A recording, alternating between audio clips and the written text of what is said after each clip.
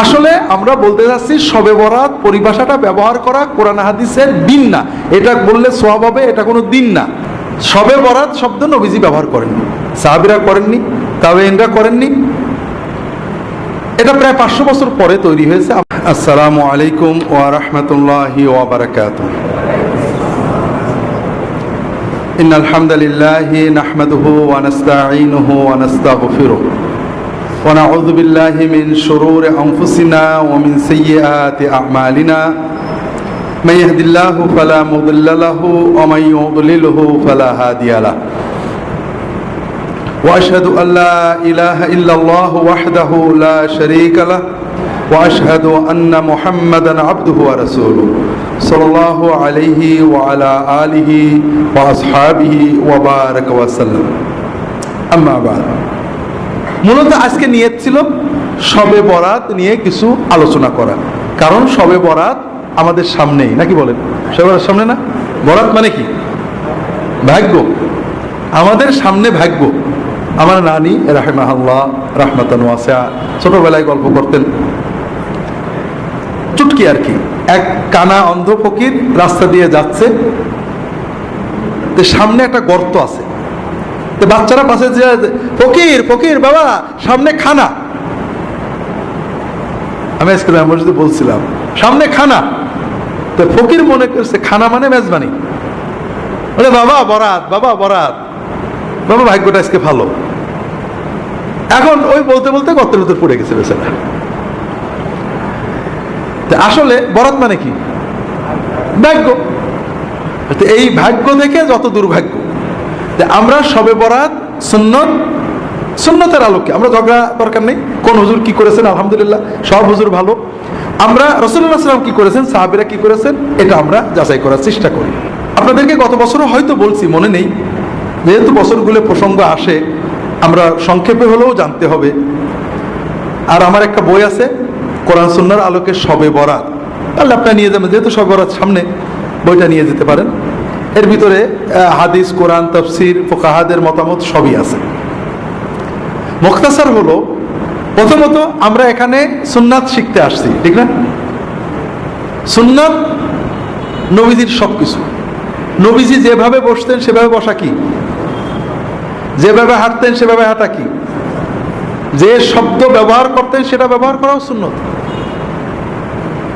শবে বরাত শব্দ নবীজি ব্যবহার করেননি, সাহাবীরা করেননি, তাবেঈনরা করেননি। এটা প্রায় 500 বছর পরে তৈরি হয়েছে। আমরা আজকে কেন্দ্রীয় মসজিদে আলোচনা করছি।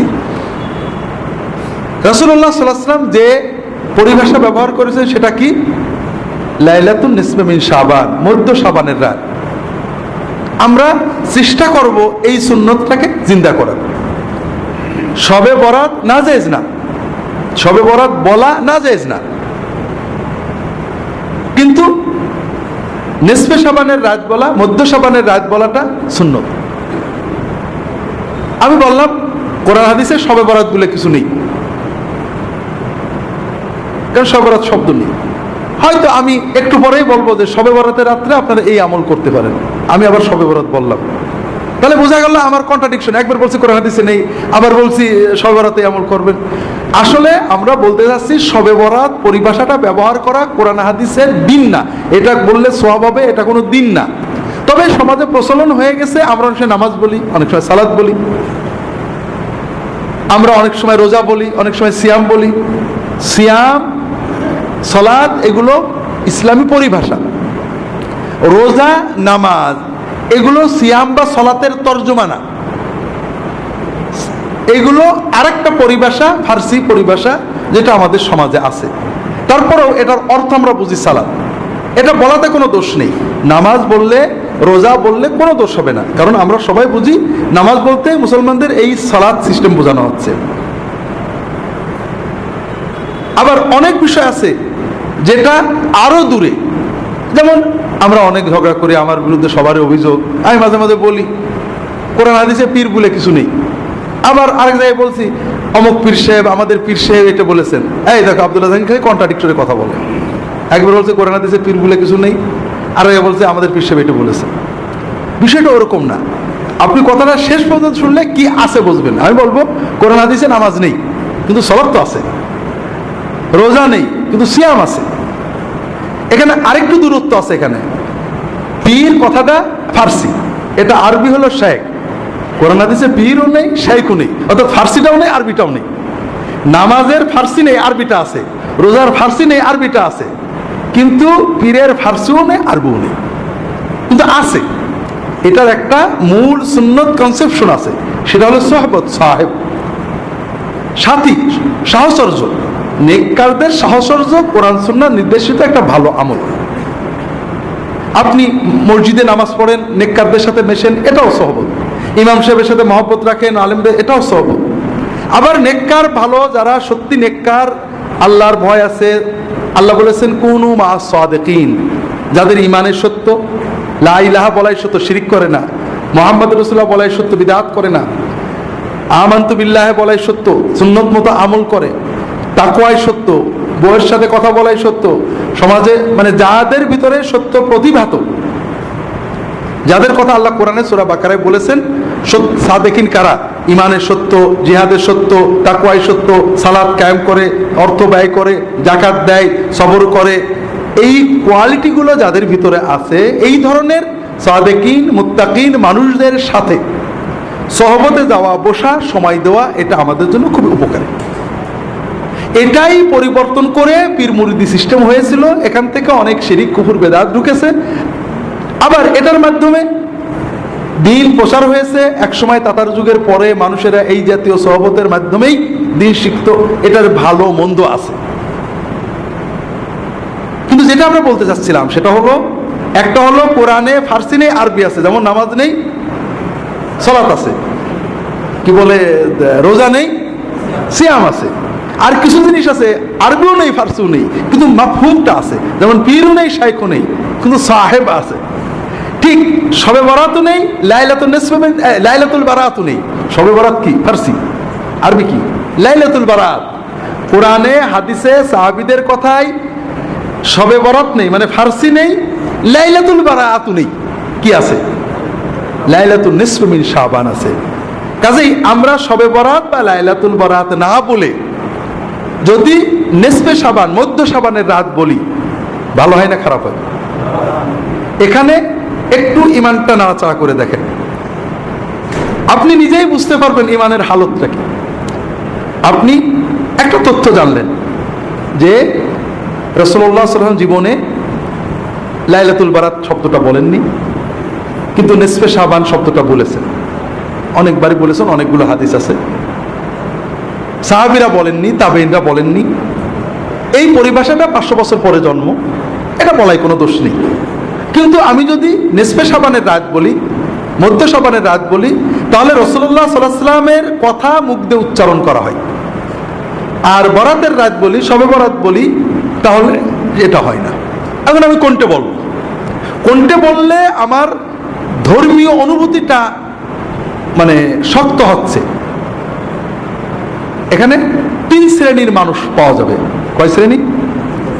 এক শ্রেণী বলবে আচ্ছা দেখি, চেক করি, সবাই শবে বরাত বলে, আবার শুনছি নবীজি বলেননি, দেখি হাদিসে বা অন্তত সাহাবীদের যুগে শবে বরাত বা আরবি লাইলাতুল বারাতটা পাওয়া যায় কিনা, খুঁজে চেক টেক করে যদি পাই ভালো, নইলে সে নিসফে শাবান মেনে নিল। এই লোকটা ভালো কাজ করলো। আর একজন বলল, আব্দুল্লাহ জাহাঙ্গীর বলছে নেই, আন্দাজ তো আর বলিনি, যাক আমি এখন তো নিসফে শাবান বলবো, মধ্য শাবানের রাত বলবো, শবে বরাত আর বলবো না, মুখ দিয়ে বেরোয় গেলে যাবে। তবে নিসফে শাবান বললে একটু খুশি লাগে, আলহামদুলিল্লাহ আমার একটা সুন্নত শব্দ বললাম। শবে বরাত বেরিয়ে গেলে অভ্যাস মতো বেরিয়ে গেছে, কি করা যাবে। এই লোকটা হালকা ভালো করলো, আগেরটা বেশি ভালো করলো, চেক করে যাচাই বাছাই করে নিল, এটা আমার উপর পূর্ণ আস্থা রাখলো, এটা ভালো না, সব কথা চেক টেক করে নেওয়া ভালো। তৃতীয় আর এক শ্রেণীর মানুষ, আপনি এই কথাটা, আমি নয়, আপনি কালকে এই কথাটা অনেকের কাছে বলবেন, আর এক শ্রেণীর মানুষ বলবেন, হ্যাঁ এত লোকে বলে, কিছু বলে, সব কি নবীর মতো বলতে, এই যে আমরা রোজা বলি, নামাজ বলি, এন বলি, তেন বলি, এই বলি, সেই বলি, সব কি নবীর কায়দায় বলতে হবে নাকি? এইরকম লোক আছে না নেই? হয়তো আমাদের এখানেও তো একজন এরকম চিন্তা করছেন। ভাইরা, আপনি কাকে ধাক্কা মারলেন? আব্দুল্লাহ জাহাঙ্গীরকে। আপনি কোন জিনিসটাকে অচল বলে, মানব না বলে অবজ্ঞা ভরে ফেলে দিলেন? সেটা কি? নবীজি সাল্লাল্লাহু আলাইহি ওয়াসাল্লামের একটা শব্দ, তার একটা সুন্নাত। তাহলে আপনার ইমান, আপনি একটু ঘষা মাজা করে দেখেন, আপনি কি কাম করলেন, আপনি কোন জিনিসটাকে অবজ্ঞা করলেন? আপনি তো আমাকে অবজ্ঞা করেননি, আপনি মুহাম্মদুর রাসূলুল্লাহ সাল্লাল্লাহু আলাইহি ওয়াসাল্লামের কথার মতো কথা বলতে আপত্তি করলেন। আপনার সমাজের প্রচলিত কথাটাকে মুহাম্মদ সাল্লাল্লাহু আলাইহি ওয়াসাল্লামের কথা চেয়ে জোর দিলেন। এটা আপনি ভালো করলেন না, আপনি আপনার ইমানের ক্ষতি করলেন, আমার তো কিছু করলেন না। আপনাদের এজন্য বারবার আবারও বলি, আমাদের এখানে আমরা নিয়মিত, আপনারা আসেন, একদিনে সব শেখাবো এরকম নয়, প্রশ্নোত্তর হবে, আমরা প্রশ্নের মাধ্যমে অনেক কিছু জানবো। তবে সবচেয়ে বড় চিন্তা, অনেক সুন্নাত আমাকে বলে, স্যার আপনার এখানে তো অনেক সুন্নত নেই, অনেক সুন্নত নেই, মানে কিছু কিছু বিষয় আছে, মানে আপনি গাড়িতে চলেন, ঘোড়ায় চলেন না, সুন্নত নেই। তো ভাইরা, আমি গাড়ি চলাটাকে অত উত্তম, ঘোড়ায় চলতে পারলে খুশি, আমি পারি না তাই করি। কিন্তু আমি বিশ্বাস করি যে আমি চলাটাও যদি নবীজির মতো হতো, নিঃসন্দেহে ভালো হতো।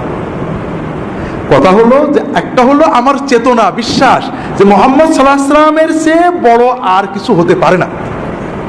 আমি পারি না, আপনাদের বলছি, আমি 1981 সালে সৌদি আরবে গেছি। ও দেশে তেলটা প্রথম তেল নিয়ে যেতাম, সরিষার তেল, নারকেলের তেল, ডিব্বা টিব্বা ভরে নিয়ে যেতাম। তেল তখন এত পাওয়া যেত না, খুব ঝামেলা হতো। আমি তেল মাখার অভ্যাসটা নষ্ট হয়ে গেল, আমি এখন মাথায় তেল মাখতে পারি না। বোধহয় 40 বছর হয়ে গেল মাথায় আমি তেল মাখি না, তেল মাখলে বরং অস্বস্তি লাগে। এই কথাটা আমি বলছি আমার এক ছোট ভাইকে, মৌলানা ইদ্রিস রাহিমাহুল্লাহ, মারা গেছে, আপনারা জানেন কত হয়েছে। বলে, ভাই রাসূলুল্লাহ সাল্লাল্লাহু আলাইহি ওয়াসাল্লাম কিন্তু তেল মাখতেন, আমি কি করব? উনি মাখতেন, নিছিল, আমার না মাখাটাই ভালো, এটা বলবো? তাহলে বোঝা যায় আমার ইমানে গড়বড়ি আছে। আমি বললাম যে নিঃসন্দেহে তেল মাখা ভালো, আমি যে মাখতে পারি না, অস্বস্তি লাগে, এটা আমার খারাপ। রাসূলুল্লাহ সাল্লাল্লাহু আলাইহি ওয়াসাল্লাম যেটা করেছেন নিঃসন্দেহে সেটা।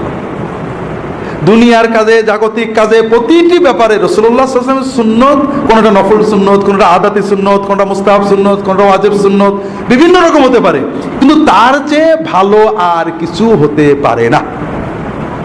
আমি চুলগুলো ছোট করে রাখছি, আমি চুল কি টুপি পাগড়ি পরে জামে মসজিদে যাই, কখন খুলবো মাথায় খুব গরম লাগে, কখন খুলবো কখন, টুপি পরে ফুটো ফুটোওয়ালা, ভারী টুপি পরলে, সুন্দর টুপি পরলে মাথা গরম হয়ে যায়। চুল তো বড় বেশি রাখতে পারি না, রাখলে আবার কাটতে হয়। এখন আমি কি এই ছোট চুল রাখাটাকে যুক্তি তর্ক দিয়ে উত্তম বলবো? একজন লোক ভাবি রেখেছে, লম্বা চুল রেখেছে, ঘাড় পর্যন্ত চলে গেছে, কি বিরক্তিকর। আরে নবীজি করেছেন, সেই যুগে অন্যরকম ছিল, আমি কোনটা করবো বলেন তো? আমি একিন করে বলবো, নবীর সাথে যতটুকু মিল আছে ওটা নিঃসন্দেহে ভালো, কিয়ামত পর্যন্ত সবার জন্য ভালো। আমি করতে পারছি না সেটা ভিন্ন কথা, আমি পালন করতে পারছি না, এটা আমি একটা অসুবিধার জন্য পারছি না, কিন্তু আমি উত্তম মনে করব, ভালো মনে করব কোন জিনিসটাকে, যেটা রাসূলুল্লাহ সহিভাবে প্রমাণিত। এখানে আর কোনো ব্যাখ্যা দিতে আমরা যাব না, সন্দেহাতীত ভাবে ওইটাই ভালো। আমি রাখতে পারছি না ভিন্ন কথা, আমি আমার ওজোর আছে, এটা নফল সুন্নত, মুস্তাহাব সুন্নত, আদাতি সুন্নত, অর্থাৎ জাগতিক সুন্নত। রাসূলুল্লাহ সাল্লাল্লাহু আলাইহি ওয়াসাল্লাম তাকিদ দেননি, নির্দেশ দেননি, অথবা গুরুত্ব দেননি, তিনি করেছেন, এটা না করলে গুনাহ হবে না। কিন্তু আমি যত যুক্তি তর্কই দিই, এমন জায়গায় যেন না যাই যে নবীজিরটা ছোট হয়ে করে ফেলার কায়দায় চলে যায়। এটা হলো সবচেয়ে ভয়ঙ্কর কথা। আমরা কি করি, দুই গ্রুপই একই রকম। কিছু মানুষ আমরা বলি নবীজি করেননি, তাতেই কাজেই বেদাত। নবীজি করেননি বলেই বেদাত হয় না, নবীজি করেননি কাজে ওটা দিন না, ওটা সুন্নত না। সুন্নতকে দিন মনে করাই, নবীজি করেননি সেটাকে দিন মনে করা বেদাত। আবার আরেক গ্রুপ, নবীজি করেননি কাজেই জায়েজ, এইটা প্রমাণ করতে যে নবীর সুন্নতকে ছোট মনে করেন। এখানে আমাদের ইমানের সাথে সাংঘর্ষিক হয়ে গেল। কাজে প্রতি ক্ষেত্রে আপনারা যেটা সবসময় লক্ষ্য রাখবেন, রাসূলুল্লাহ সাল্লাল্লাহু আলাইহি ওয়াসাল্লাম থেকে কোনো সুন্নত, সেটা ফরজ সুন্নত, মুস্তাহাব সুন্নত, নফল সুন্নত, যাই হোক না কেন, যেটা বর্ণিত হবে তার বিপরীতে আপনার যুক্তি দেবেন না। আপনি যদি জানেন যে এটা সুন্নত, আলহামদুলিল্লাহ ভাই, নবীর সুন্নত উত্তম, আমি পারছি না, দোয়া করেন যেন পারি। আর যদি না জানা থাকে তা কি করবেন আমি দেখব, কিন্তু নবীজির সুন্নতের বিপরীতে কোনো জিনিসকে আনবেন না, কোনো ক্ষেত্রেই না। তো যাই হোক, প্রথম যে বিষয়টা আমরা আলোচনা করলাম যে লাইলাতুন নিসফে মিন শাবান, মধ্য শাবানের রাত, এটা হলো সুন্নত পরিভাষা। আর শবে বরাত, লাইলাতুল বারাত, এটা সুন্নত নয়, এটা পরবর্তী যুগে অনেক পরে, 500 বছর পরে প্রথম আপনি রাসূলুল্লাহ সাল্লাল্লাহু আলাইহি ওয়াসাল্লাম, সাহাবী, তাবেঈন, ইমাম আবু হানিফা, শাফি, মালিক, আহমদ ইবনে হাম্বল রাহিমাহুল্লাহ, কারোর যুগে পাবেন না। অনেক পরে এসে এই পরিভাষাটা জন্ম হয়েছে। দ্বিতীয় পর্যায়ে যাই, সুন্নতের ভিতরে নিরাপত্তা। সুন্নতের বাইরে যেটা, এটা বেদাত না হলেও সমস্যা তৈরি করে। যেমন শবে বরাতের ভিতরে আমরা যখন মধ্য শাবানের রাত, এটা কোনো আলাদা উত্তেজনা তৈরি করে না, কিন্তু যখনই আমি বলবো শবে বরাত, তখন আমাদের ভিতরে একটা নির্ধারিত কনসেপশন তৈরি হয়, এটা ভাগ্য রজনী, এটা মুসলমানদের ভাগ্য রজনী। এই যে ধারণা দিচ্ছে এটাও ঠিক না। শবে বরাত গোনা মাপের রজনী। বারাত শব্দের মূল অর্থ ছিল মুক্তি। আরবিতে যে বারাত, আমরা বাংলায় অর্থটা পাল্টে বরাত ভাগ্য হয়ে গেছে, কিন্তু আরবিতে বারাত মানে মুক্তি। শবে বরাতের রাত্রিতে আল্লাহ তাআলা বান্দাদের গোনা মাফ করেন, এটা সহিহ হাদিস দ্বারা প্রমাণিত। কিন্তু এই রাত্রিতে আল্লাহ ভাগ্য দেন, ভাগ্য লেখেন, এটা কোনো হাদিস নেই, কোনো কোরআন নেই। এ মর্মে যত হাদিস আছে সবগুলোই জাল হাদিস। তফসিরে দু একটা কথা বলা হয়েছে, কোনো তফসির কারক সমর্থন করেননি। তাহলে মধ্য শাবান বললে যে সুন্নত চেতনা আসে, শবে বরাত বা ভাগ্য রজনী বললে আমাদের ভিতরে যে চিন্তাটা আসে এটা আসলে ঠিক না। এরকম অনেক ক্ষেত্রে আছে। যেমন কোরআন হাদিসের পরিভাষা হলো ঈমান, আর তাবেঈনদের যুগ থেকেই, তাবেঈনদের যুগ থেকে পরিভাষা হলো আকীদা। ঈমান বললে ঝগড়া হয় না, ওর ঈমান খারাপ এ বলে না, ওর আকীদা খারাপ। যদিও তাবেঈনদের যুগ থেকে আকীদা পরিভাষাটা ব্যবহার করা হচ্ছে, তারপরে ঈমান পরিভাষার ভিতরে যত প্রশস্ততা আকীদার ভিতরে তা নেই। তাসাউফ, তাসকিয়া, রাসূলুল্লাহ সাল্লাল্লাহু আলাইহি ওয়াসাল্লাম, সাহাবী, তাবেঈন, তাদের পরিভাষা ছিল তাসকিয়া, আত্মশুদ্ধি। আমরা বলি তাসাউফ। তাসকিয়া শব্দের ভিতরে যত প্রশস্ততা, উদারতা, সুন্নাহমুখিতা আছে, তাসাউফ বললে মনে হয় ভিন্ন কোনো একটা বোধহয় শাস্ত্র, এরকম মনে হয়। এই যে পীর এবং সাহেব, সাহেব পীর, সাহেব বললে, সাথী বললে আমার সাথী, আমার সাথী, এখানে কিন্তু কোনো অতিভক্তি জন্ম নেয় না, অমুক আমার সাথী। সাথী বলার ভিতরে অতিভক্তির প্রাবল্য আসে না। যখনই পীর বললেন তখন মনে হলো একটা বিশেষ একটা চেতনা তার দিকে যাচ্ছে। আপনি কি? আমি আব্দুল্লাহ জাহাঙ্গীরের সাথী। আব্দুল্লাহ জাহাঙ্গীর কি? আমার সাথী। এটা খুব সিম্পল কথা। এটার ভিতরে সুন্নত আছে, এটার ভিতরে মহব্বত আছে, কিন্তু অতিভক্তির কিছু নেই। সুন্নতের বাইরে যাওয়ার দরজাটা বন্ধ হয়ে গেছে। আমরা কোনো পরিভাষাকে নাজেজ বলছি না, সুন্নতটা যে ভালো এটা প্রমাণ করার চেষ্টা করছি। রাগ করেন না আপনারা, কেন আমি এটা বিশ্বাস করি যে সুন্নত ভালো। কিন্তু যখনই বললেন আব্দুল্লাহ জাহাঙ্গীর আমার কি, তো পীর, পীর বললেই যেন কেমন আরেকটু ভক্তি ভালোবাসার প্লাবন বয়ে যেতে লাগলো, যেটা সাথীর ভিতরে ছিল না। আমি ওনার কি মুরিদ। মুরিদ বলার সঙ্গে সঙ্গেই আপনি মুরিদ কার? আমার। মুরিদ মানে কি? চাই, আমার জান প্রাণ দিয়ে একজনকেই চাই, এই হুজুর। তো হলো নাকি? আপনি কাকে চান? কাকে চান আপনি? হ্যাঁ, আপনি আল্লাহকে চান, আমি আপনার সাথী, আল্লাহ পাওয়ার জন্য, আমল শেখার জন্য যতটা আপনি আমার সাথে থাকেন, আর কিছু না। আপনার মুরাদ তো আল্লাহ, আপনি মুরিদ হলেন আল্লাহ, আপনি চাচ্ছেন আল্লাহকে। পরিভাষা তৈরি হয়ে গেছে, হাজার হাজার লক্ষ লক্ষ দিনদার মানুষেরা বলেছেন, সব ঠিক আছে, আমরাও বলি, ব্যবহার করি। কিন্তু আমরা ব্যবহার করে করে 1 কোটি মানুষে ব্যবহার করার কারণে মুহাম্মদ সাল্লাল্লাহু আলাইহি ওয়াসাল্লামের ব্যবহারে সেটা দামি হয়ে যায় কিনা? হবে। 100 কোটি লোকে ব্যবহারের কারণে কি সেটা রাসূলুল্লাহ সাল্লাল্লাহু আলাইহি ওয়াসাল্লাম ব্যবহারে সে দামি হয়ে যাবে কিনা? না। যাই হোক, আমরা লম্বা করব না। শবে বরাতের আমল, শবে বরাতের 3টে বিষয় বোঝেন। একটা হলো শবে বরাতের রাত্রিতে, অর্থাৎ আবারও বলছি, শবে বরাত বলছি, আপনারা রাগ করেন না, নিসফে শাবানের রাত্রিতে, মধ্য শাবানের রাত্রিতে আল্লাহ তাআলা বান্দাদের গুনাহ মাফ করেন। এটা সহিহ হাদিস। ইন্নাল্লাহা লা ইয়াত্তালিউ ফি লাইলাতিন নিসফি মিন শাবানা ইলা ইবাদিহি ফায়াগফিরু লিজামিই খালকিহি ইল্লা লিমুশরিকিন আও মুশাহিন। আল্লাহ তাআলা মধ্য শাবানের রাত্রিতে তার বান্দাদের দিকে দৃষ্টিপাত করেন। আল্লাহ মধ্য শাবানের রাত্রিতে তার বান্দাদের দিকে দৃষ্টিপাত করেন, তখন তিনি দুই শ্রেণীর মানুষ ছাড়া সকল শ্রেণীর সৃষ্টিকে মাফ করে দেন। যাদের ভিতরে শিরক আছে এবং যাদের ভিতরে হিংসা আছে, এই হিংসা এবং শিরক যাদের আছে তাদের ছাড়া বাকি সকল মানুষকে আল্লাহ মাফ করে দেন। তাহলে শবে বরাত হলো একটা কমন বোনাস।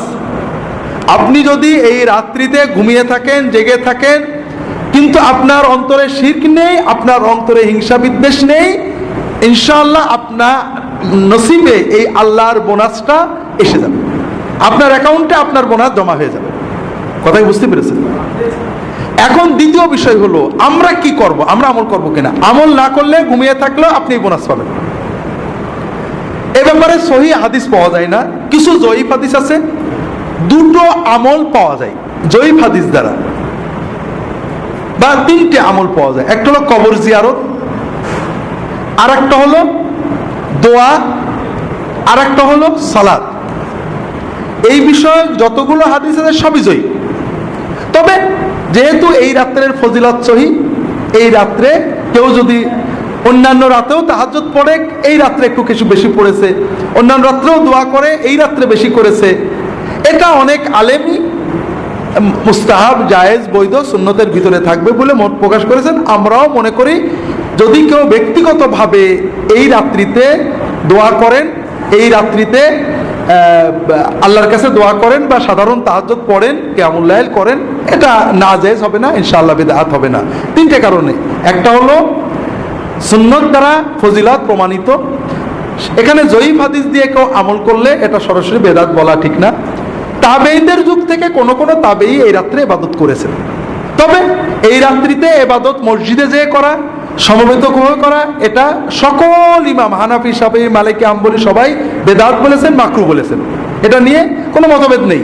এই রাত্রি ইবাদতের জন্য মসজিদে যাওয়া, দলবদ্ধ হওয়া, সুন্নত ইবাদতও দলবদ্ধ হয়ে করা, এটা বেদাত বলা হয়েছে এবং মাকরুহ বলা হয়েছে। হানাফি ফিকহের সব কিতাবই পাবে। তৃতীয় হলো এই রাত্রিতে ভাগ্য লেখা হয়, এই মর্মে যত কথা আছে সবই জাল কথা। চতুর্থ হলো এই রাতের পরের দিনে রোজা রাখা। আমাদের সমাজে প্রচলন আছে এই লাইলাতুন নিসফে মিন শাবানের পরের দিনে রোজা রাখার ব্যাপারে দুটো হাদিস আছে, দুটোই জাল পর্যায়ে। তবে শবে বরাতে রাসূলুল্লাহ বেশি রোজা রাখতেন, 1 তারিখ থেকে 15 তারিখ পর্যন্ত রোজা রাখতেন। আর 13, 14, 15 রোজা রাখা তো নিয়মিতই সুন্নত। কাজেই যারা রোজা রাখতে চান 13, 14, 15 রাখবেন, সব মাসেই রাখার চেষ্টা করবেন। শাবানে যেহেতু রাসূলুল্লাহ বেশি রাখতেন, আপনারা রাখতে পারেন। মধ্য শাবানের রাত বা শবে বরাত বিষয়ে শেষ কথাটা বাদ রয়ে গিয়েছিল। সেটা হলো আমরা বুঝলাম রাতটার সুন্নত নাম হলো মধ্য শাবানের রাত, আর এই রাত্রি হলো আল্লাহ তাআলা বান্দাদের মাফ করেন। এই রাত্রিতে নেক আমল করার ব্যাপারে কোনো সহিহ হাদিস পাওয়া যায় না। আল্লাহর মাগফিরাতের সহিহ হাদিস আছে, তবে দোয়া করা, সালাত আদায় করা, কবর জিয়ারত করা, এ সকল বিষয়ে জয়ীফ হাদিস আছে। কেউ যদি এগুলো ব্যক্তিগত আমল করেন এটা সুন্নাহ বিরোধী নয়। তবে এই রাত্রিতে রুটি খাওয়া, উৎসব করা, বাতি জ্বালানো, এরপরে মসজিদে সমবেত হয়ে ইবাদত বন্দেগী করা, এগুলো বিদআত। এবং প্রায় ফিকহের সকল কিতাবে, হানাফি মাযহাব, শাফিঈ মাযহাব, বিভিন্ন কিতাবে বারবারই এই ধরনের কাজগুলোকে বিদআত বা মাকরুহ লেখা হয়েছে, মাকরুহ তাহরিমি লেখা হয়েছে। এখানে একটা বিষয় খুবই জরুরি, সেটা হলো আমরা রাসূলুল্লাহ সাল্লাল্লাহু আলাইহি ওয়াসাল্লাম এবং সাহাবীদের জীবনে শবে বরাতের, সাহাবীদের আবু বকর, ওমর, ওসমান, আলী রাদিয়াল্লাহু আনহুম আজমাইন, খোলাফায়ে রাশিদিনের যুগে দেখেন শবে বরাতের কোনো হাদিস পাবেন না। পুরো ইসলামের ইতিহাসে ইবনে কাসির, তাবারি, মানে রাসূলুল্লাহ সাল্লাল্লাহু আলাইহি ওয়াসাল্লামের হিজরত থেকে সাহাবী তাবেঈনরা মসজিদে সমবেত হয়েছেন, অথবা আবু বকর, ওমর, ওসমান তারা এই রাত পালন করেছেন, এরকম কিছু পাওয়া যায় না। এর একটা বড় কারণ হলো ইসলাম আমাদেরকে জীবন ঘনিষ্ঠ ধর্ম দেয়, বতুরে না। আমরা শবে বরাতে কি জন্য গুরুত্ব দিই? এই রাত্রিতে আল্লাহ দোয়া কবুল করে, এটাই তো মূল, নাকি বলেন? এটা মূল না? যে আমরা হুজুরা ওয়াজ করেছেন এই রাত্রে সন্ধ্যা থেকে আল্লাহর পক্ষ থেকে ঘোষণা দেওয়া হয় যে দোয়া করবে, কবুল করবে, এরকম আছে না? এই হাদিসটা জয়ীফ। তবে আমরা আশা করি এই রাতে দোয়া কবুল হবে। একাধিক হাদিস রয়েছে, সহিহ মুসলিম এবং অন্যান্য কিতাবে সহিহ হাদিস রয়েছে যে প্রতি রাত্রে রাতের যখন প্রথম 1/3 পার হয়ে যায়, রাতের প্রথম 1/3 পার হয়ে যায়, তার মানে 3 থেকে 4 ঘন্টা রাত হয়ে যায়। বর্তমান সময়ে আমাদের সন্ধ্যায় 7টায় ফজরের আজান হয়, ফজরের নামাজই হয় 5টায়, 4টায় ফিরে আজান, 3টে, এই 7টা, 8টা, 9টা, 10টা, 11টা, 12টা, 1টা, 2টো, 3টে, 4টে, 9 ঘন্টার রাত। তাহলে 1/3 মানে 3 ঘন্টা, 8টা, 9টা, 10টা, রাত 3 সাড়ে 3 ঘন্টা, তার মানে 10টা, সাড়ে 10টা। যখন রাত বড় হয় সন্ধ্যাও আগেই।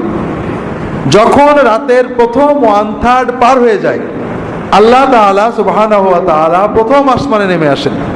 আল্লাহ তাআলার পক্ষ থেকে ঘোষণা দেওয়া হয় যে কে আসো দোয়া করবে, আমি তার সকল দোয়া কবুল করব।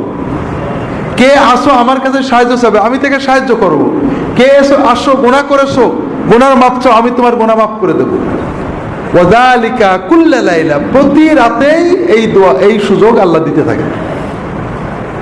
তাহলে আমরা যদি প্রতি রাতেই রাত 10টা, সাড়ে 10টা বেজে গেলে ঘুমানোর আগে 2-4 রাকাত নামাজ পড়ে আল্লাহর কাছে মন খুলে দোয়াটা করে শুই, তাহলে কিন্তু আমাদের প্রতি রাতই শবে বরাত হয়ে যায়।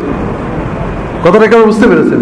আর এটা হলো ইসলামের মূল শিক্ষা, যে আপনি প্রতি রাতেই আল্লাহর কাছে কিছু চান, কারণ আপনি সারা বছরের চাওয়া একবারে চাওয়া যায় না ভাই। প্রতি রাতে আপনার নগদ যা আছে আল্লাহর কাছে চান, আল্লাহর কাছে মনের আবেগ জানান, আল্লাহ কবুল করবেন, আপনার জীবনটা আল্লাহমুখী হবে, আল্লাহর সাথে সম্পর্ক ঘনিষ্ঠ হবে। পাশাপাশি আলেম ওলামাদের সহবতে যেতে হবে, বইপত্র পড়তে হবে। আল্লাহ তাআলা তৌফিক দান করুন, আমিন।